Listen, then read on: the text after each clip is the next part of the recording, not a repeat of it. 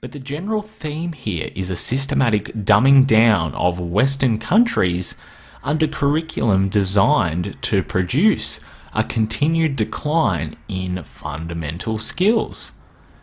To this end, it has been discovered that DFAT engages the education sector on the 2030 agenda through support of the Research for Development Impact Network and engagement with the Sustainable Development Solutions Network, which has produced a guide to getting started with SDGs in education.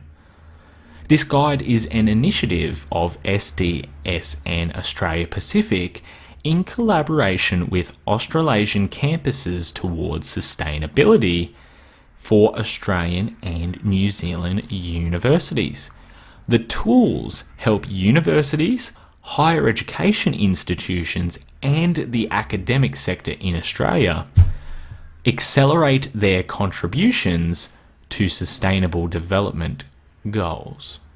In June 2017, the RDI brought over 400 academic and civil society leaders in international development together for a conference on partnering for impact on sustainable development to advance cross-sector approaches to the sustainable development goals. This was the plan all along. The Sustainable Development Plan isn't a tool that will be used to further develop the boundaries of education and understanding. Rather, it will be a system introduced, as we are seeing now, that further conforms and brainwashes the youth of Australia, a notion that we have detailed in our piece. Secondary education was established to create unity of thought.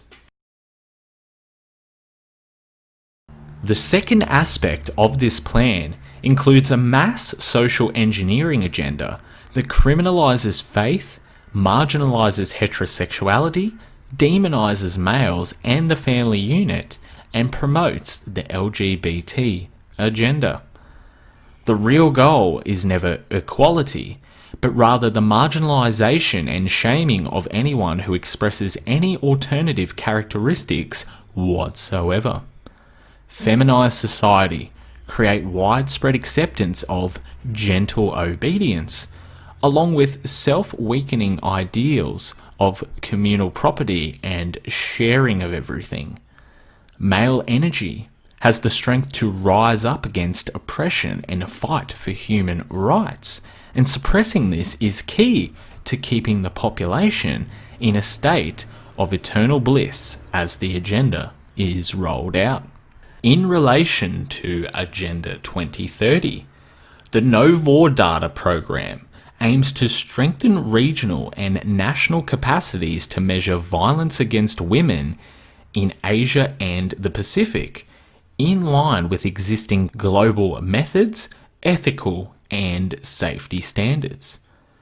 Youth-led initiatives are also motivating and mobilising young people across Australia to deliver on sustainable development goals at home and overseas.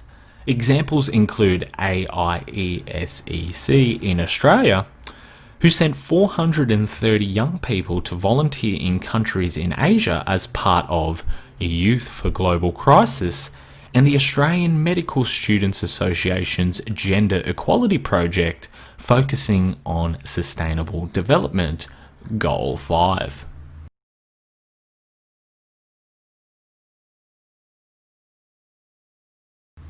With almost half of the listed Agenda 2030 policies now beginning to become incorporated into Australian society, the future now awaits the further expansion of the sustainable agenda to the new world. In society, we will begin to see further regulation of small business, with government-mandated minimum wages that bankrupt entire sections of the economy.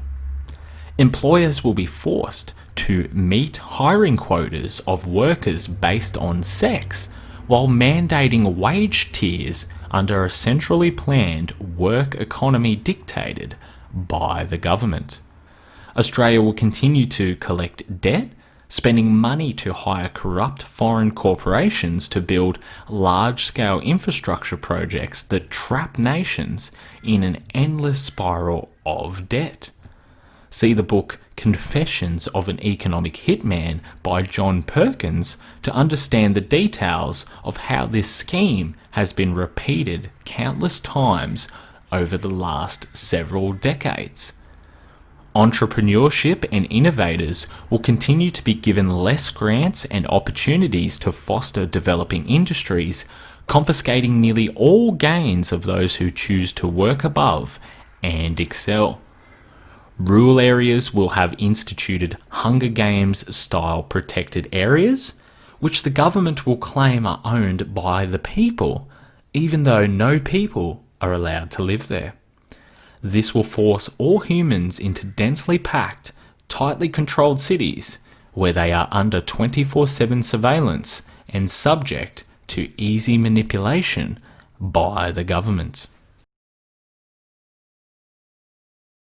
At the tail end of the decade, we will begin to see further extreme crackdowns on measures listed above for the sustainable agenda, including restrictions on most ocean fishing and agricultural farming, causing runaway price inflations that put even more people into economic desperation. Fishing vessels and all ocean operations will be under the control of government central planning, and only favoured corporations are allowed to conduct ocean fishing operations. Agenda 21 will force humans off the land and into controlled cities, criminalising private land ownership, including ranches and agricultural tracts. A tightly controlled agriculture system will emerge, where decisions are made through a corrupted bureaucracy whose policies are determined almost entirely by corporations. Rainwater collection and home gardening will be attacked in order to criminalise self-reliance and force total dependence on the government.